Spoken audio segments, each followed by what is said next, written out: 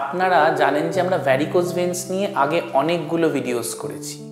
তারপরেও কিন্তু অনেকের মনে একটা প্রশ্ন থেকেই যায় যে ভ্যারিকোজ ভেন্সের ট্রিটমেন্ট মানেই কি সবসময় এই লেজার বা আরএফএ ভেনাসিল এগুলোই করতে হবে?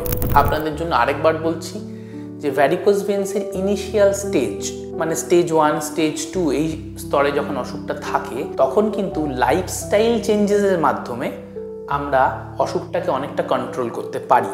অ্যাট দ্য সেম টাইম ধরুন যাদের ভ্যারিকোজ ভেন্সটা অনেকটা প্রোগ্রেস করে গেছে, মানে পা ফোলা শুরু হয়ে গেছে বা পায়ে স্কিন কালারগুলো চেঞ্জ হতে শুরু করেছে, কারো কারো ক্ষেত্রে আলসার এসে গেছে, এই স্টেজগুলো যখন এসে গেছে সেটা কিন্তু আপনাকে বলতে চাইছে যে এবার আপনার ভ্যারিকোজ ভেন্সের ট্রিটমেন্ট দরকার। মানে সেটা আরএফএ হতে পারে, ভেনাসিল হতে পারে, লেজার হতে পারে, কোনো কোনো ক্ষেত্রে স্ক্লেরোথেরাপিও হতে পারে।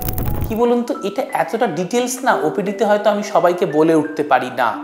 সুতরাং যারা ভ্যারিকোজ ভেন্সের সমস্যায় ভুগছেন তারা যদি exercise, food habit, lifestyle change, স্টকিংসের ব্যাপারে এবং সবথেকে ইম্পর্টেন্ট কোন ট্রিটমেন্ট আপনি চুজ করবেন সেটা কিন্তু আমরা বা ইন্টারভেনশন রেডিওলজিস্ট যারা রয়েছে তারা আপনাদেরকে ঠিকঠাক গাইড করতে পারবে।